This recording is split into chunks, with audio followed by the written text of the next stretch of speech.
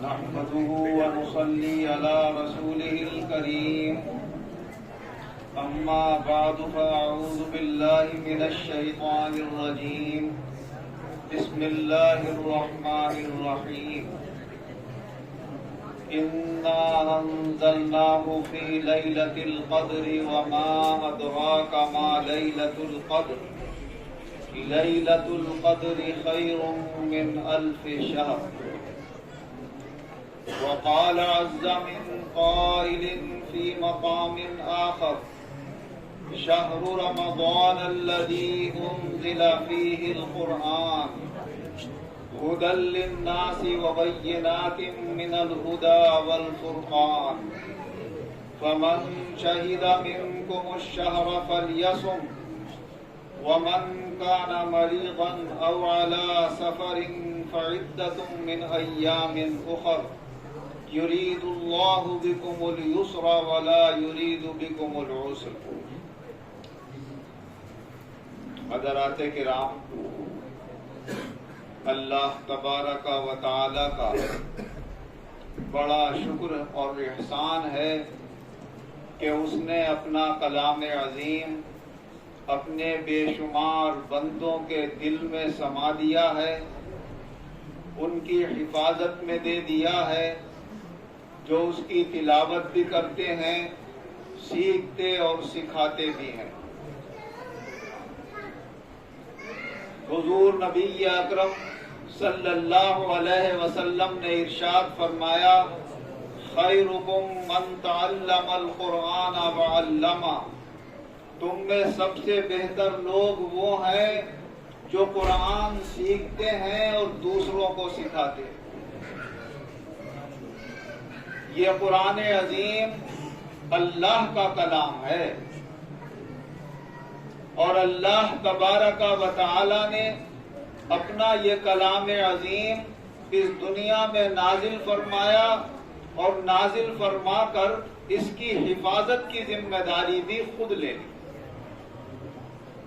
اور اللہ تعالی نے فرمایا انا نحن نزلنا الذکر وَإِنَّا لَهُ لَحَافِظُونَ، کہ ہم نے اپنے کلام کا یہ ذکر نازل فرمایا ہے اور ہم ہی اس کی حفاظت کرنے والے ہیں.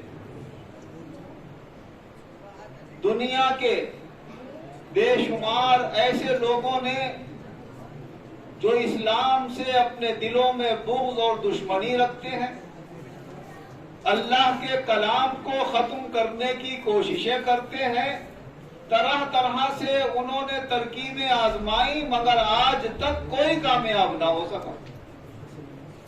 آپ تو اس دور میں سن رہے ہوں گے کہ بھائی وسیم رضوی پر خدا کی پھٹکار ہوئی تو اس نے کہا کہ وہ آیت نکال دی جائے قرآن سے اور وہ آیت نکال دی جائے اور وہ نکال دی جائے. اللہ تعالیٰ نے جب اس کی ذمہ داری لے لی اور اس کی حفاظت کا وعدہ کر لیا تو اللہ ہے، یقیناً ہے، اور اس کی طاقت سب پر غالب ہے، اور اس نے تمام دنیا کو اور خاص طور سے ہمارے زمانے میں بھی یہ دکھا دیا کہ جو میرے قرآن سے آیتیں نکالنا چاہے گا میں اسے ہی نکال دوں گا. اور ایسا نکالا کہ نہ وہ مذہب اسلام میں رہا نہ مذہب شیعیت میں رہا. ہندو ہوا تو ہندوؤں نے بھی قبول نہیں کیا. چلا تھا قرآن کی آیتیں نکالنے اور جیلوں کی سلاخوں کے پیچھے جانا پڑا. اللہ تبارک و تعالی نے یہ دکھا دیا کہ ہم اگر چاہیں تو کسی سے بھی اس دین کی اور قرآن کی مدد لے سکتے ہیں. تو انہیں اپنی زبان سے جو بد کلامیاں کی اور قرآن کی شان میں گستاخیاں کی، اللہ کے یہاں جو تیرا حشر ہوگا اگر تو نے توبہ نہیں کی وہ تو اپنی جگہ ہوگا، مگر دنیا میں ہی اللہ نے تیرا وہ حشر دکھا دیا کہ شاید کسی انسان کا وہ حشر نہیں ہوگا کہ جسے کوئی قبول کرنے کو تیار نہیں. اور ایسا حضور نبی اکرم صلی اللہ علیہ وسلم کے زمانے میں بھی ہوا. جو قرآن میں اللہ کی وحی میں رد و بدل کرنے کی، بگاڑنے کی، اسے ختم کرنے کی کوشش کرے گا، اسے انسان تو کیا زمین بھی قبول نہیں کرے گی. حضور نبی اکرم صلی اللہ علیہ وسلم کے زمانے میں ایک شخص آپ کے یہاں وحی لکھنے پر مقرر تھا. کافی زمانے تک قرآن کی آیتیں حضور کے فرمانے کے مطابق لکھتا رہا، حدیثیں لکھتا رہا. ایک دن وہ مرتد ہو گیا، دین سے پھر گیا اور مدینہ منورہ چھوڑ کر چلا گیا اور دشمنوں سے مل گیا. حضور نبی اکرم صلی اللہ علیہ وسلم نے ارشاد فرمایا کہ اس نے اللہ کے دین کو نقصان پہنچانے کی کوشش کری ہے، اسے زمین بھی قبول نہیں کرے گی. جب اس کا انتقال ہوا اور لوگوں نے اسے دفن کیا تو رات کو دفن کر کے آتے تھے، صبح کو دیکھتے تھے قبر کے اوپر پڑا ہوا. بہت کوششیں کر لی. جب معلوم کیا گیا تو پتہ یہ چلا کہ یہ وہ شخص ہے جس کے بارے میں اللہ کے رسول نے یہ فرما دیا کہ اسے زمین بھی قبول نہیں کرے. تو یہ اللہ کا کلام ہے. ہم اور آپ تو اس کی شان اور اس کی عظمت اپنی آنکھوں سے دیکھ رہے ہیں کہ جو اس کے حق میں غلط باتیں اپنی زبان سے نکال رہا ہے، اللہ تعالیٰ ان کا دنیا میں ہی ٹھکانہ برا کر رہا ہے، آخرت میں اللہ جانے ان کے ساتھ کیا معاملہ ہوگا. اللہ تبارک و تعالی اپنے کلام عظیم میں ارشاد فرما رہا ہے کہ ہم نے یہ قرآن لیلۃ القدر میں نازل کیا ہے. اور تمہیں کیا معلوم ہے کہ لیلۃ القدر کیا ہے؟ فرمایا لیلۃ القدر یعنی قدر کی رات 1000 مہینوں سے زیادہ بہتر ہے. اگر کوئی شخص 1000 مہینے اللہ کی عبادت کرتا رہے تو اتنا ثواب ملے گا جتنا لیلۃ القدر کی ایک رات میں اللہ تعالیٰ ثواب عطا فرما دیتا ہے. اور یہ لیلۃ القدر رمضان المبارک کے مہینے میں آتی ہے. ویسے تو اللہ چاہے تو رمضان کے مہینے میں کسی بھی رات کو لیلۃ القدر بنا دے. اور جو رمضان کی راتوں میں تراویح کی نماز پڑھ لیتے ہیں ان کے لیے تو ہر رات لیلۃ القدر ہے. انہیں اللہ کی طرف سے عبادت کی توفیق حاصل ہو گئی. اور حدیثوں کے مطابق لیلۃ القدر جو آتی ہے وہ رمضان المبارک کے جو آخری 10 دن ہوتے ہیں، جسے آخری عشرہ کہا جاتا ہے، دوزخ سے نجات کا عشرہ ہے. ہمارا اس کی جو طاق راتیں ہیں ان طاق راتوں میں سے کسی بھی رات میں لیلۃ القدر ہو سکتی ہے.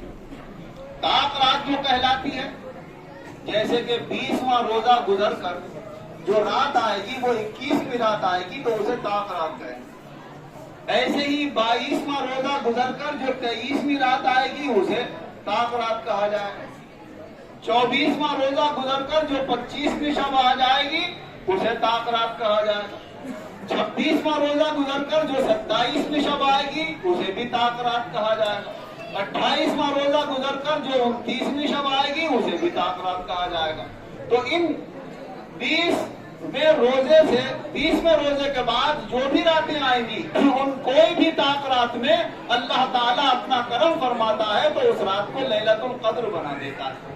اور کسی کو اس کے اوپر کرم فرماتا ہے تو اس لیلۃ القدر کے انوار و برکات جاگنے کی حالت میں اسے اپنی آنکھوں سے دکھا بھی دیتا ہے. وہ انوار و برکات یہ ہوتے ہیں کہ جبریل امین علیہ الصلوۃ والسلام فرشتوں کے جھرمٹ میں فرشتوں کے جھرمٹ میں اس دنیا کے اندر آسمان سے بہت نیچے تشریف لے آتے ہیں اور نورانی اور اجالے والے جلوے ان کے ساتھ ہوتے ہیں. بعض اللہ کے بندوں کی وہ نظر پڑ جاتی ہے اور اس نورانیت کو اپنی آنکھوں سے بھی دیکھ لیتے ہیں. جیسے کہ حدیث پاک میں آتا ہے کہ قرآن عظیم کی تلاوت کی برکت، چونکہ رمضان میں قرآن نازل ہوا اور لیلۃ القدر میں نازل ہوا اور وہ اللہ کے فرشتوں کے اترنے کی رات ہے. تشریف رکھ کے بعد میں ڈال دینا. پہلے سب سے بڑے پھول تو یہ ہے جو قرآن کے ہیں، حدیث کے ہیں، اس سے بڑا کوئی نہیں ہے. اس کو دیکھیے پہلے یہاں رکھیے.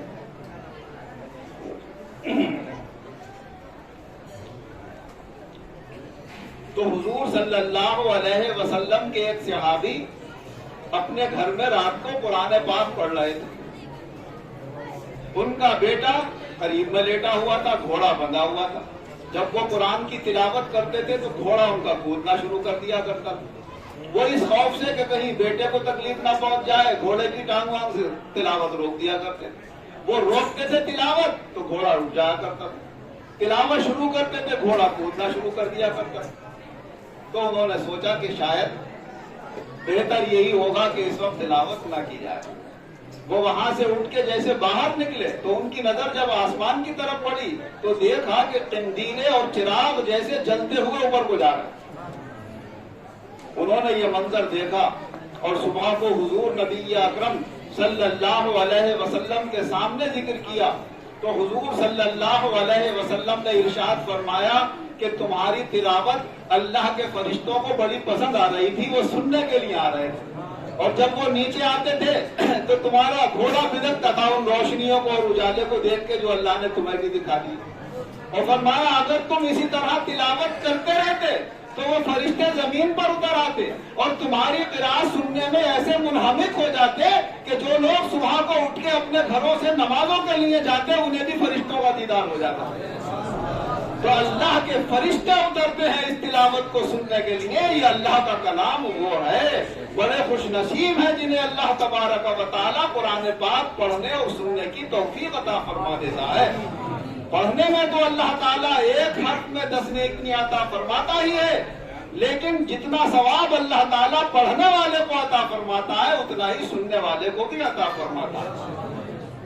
اور اس قرآن عظیم کا آخرت میں جو مقام اللہ تعالیٰ دکھائے گا اس کی تو شان ہی عجیب ہوگی. جس نے قرآن عظیم حفظ کر لیا اور اس کے معنی اور مطالب کو بھی سمجھ لیا اور اس کے اوپر عمل کر لیا تو اللہ تبارک و تعالی اس کے خاندان کے 10 ایسے لوگوں کی سفارش 10 ایسے لوگوں کے حق میں اس کی سفارش قبول کرے گا کہ جن کے لیے دوزخ کا فیصلہ ہو چکا ہوگا.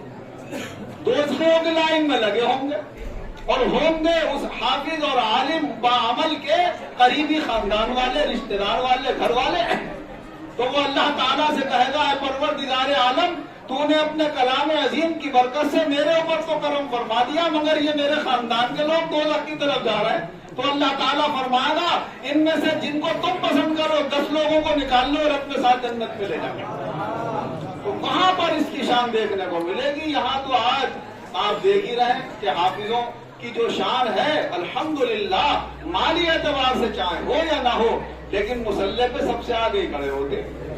کپڑے الحمدللہ صاف ستھرے ہی پہنے ہوئے نظر آتے ہیں اور ہمارے مسلمان بھائی ان کو عزت کی جگہ دیتے ہیں جب اپنے گھروں میں لے جاتے ہیں اور ان کو عزت کی جگہ پر بٹھانے کی کوشش کرتے ہیں. آئیے حافظ صاحب, آئیے مولوی صاحب, تو اللہ تعالیٰ انہیں دنیا میں بھی یہ عزت عطا فرماتا ہے اور آخرت میں جو عزت اور شان ہوگی حافظ کی تو اپنی جگہ ہوگی, اس کے ماں باپ کو اللہ تعالیٰ یہ رتبہ عطا فرمائے گا کہ ان کے سروں پر سورج سے زیادہ چمکتے ہوئے تاج رکھے گا. بڑے بڑے ولی اور نبی کہتے ہوں گے اللہ یہ کون لوگ ہیں جن کو تو نے یہ مقام عطا فرمایا؟ تو اللہ تعالیٰ فرمائے گا یہ وہ ہیں جنہوں نے میرے کلام عظیم کی شان کو سمجھا تھا اور اپنے بچوں کو قرآن عظیم کا حافظ بنایا تھا.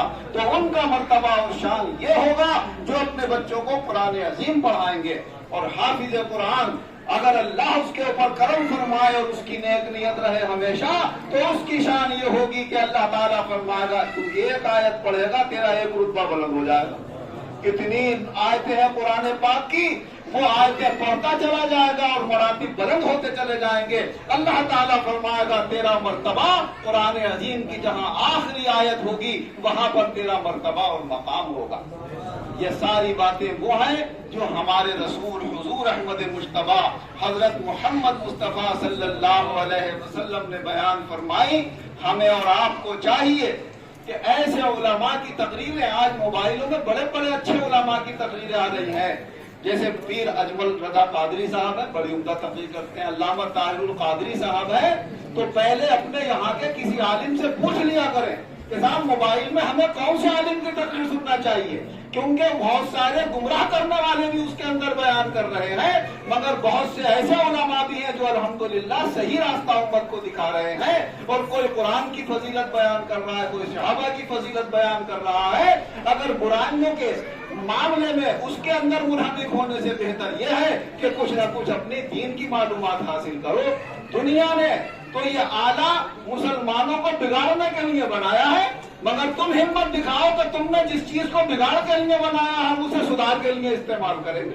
وَهَدَيْنَاهُ النَّجْدَيْنِ، اللہ تعالیٰ فرماتا ہے ہم نے ہر چیز میں دو پہلو رکھے ہیں، نفع کا بھی ہے نقصان کا بھی ہے، تم نقصان کے پہلو سے بچاؤ اور نفع کا پہلو اس کے اندر اپناؤ تو دین کی معلومات حاصل ہوں گی، معلوم ہوگا کہ قرآن کی کیا شان ہے، اللہ کی کیا عظمت ہے، اللہ کے رسول کی کیا شان ہے اور صحابہ اکرام کی کیا شان ہے۔ اللہ تبارک و تعالی ہمیں اپنے کلام عظیم قرآن پاک کی، حدیث پاک کی عظمت و شان کو سمجھنے کی توفیق عطا فرمائے اور خود بھی اسے سیکھنے اور سکھانے کی توفیق دے اور اپنے بچوں کو بھی اسے سکھانے کی اللہ ہمیں توفیق عطا فرمائے اور ہمارے گھروں کے اندر صبح کو اللہ تعالیٰ یہ توفیق دے دے کہ برائیوں کی جگہ قرآن عظیم کی تلاوتوں کی آواز آنے لگے جیسے پہلے آتی تھی۔ اللہ تعالیٰ پھر سے ہمارے گھروں کا وہ ماحول پیدا فرمائے اور برے ماحول سے اللہ ہم سب کی حفاظت فرمائے، اور جو اس وقت یہاں پر یہ قرآن عظیم تلاوت کیا گیا اللہ اسے بھی قبول فرمائے، اور جہاں جہاں بھی تراویح میں قرآن عظیم پڑھا جا رہا ہے یا اپنے طور سے لوگ تلاوت کر رہے ہیں، روزے رکھ رہے ہیں، تراویح پڑھ رہے ہیں، نفلی عبادتیں کر رہے ہیں، اللہ سب کی عبادتوں کو قبول فرمائے اور سب کو اجر عظیم عطا فرمائے، اور یہ سلسلہ ساری زندگی اللہ سب کو قائم رکھنے کی توفیق عطا فرمائے۔ آمین وآخر دعوانا ان الحمد للہ رب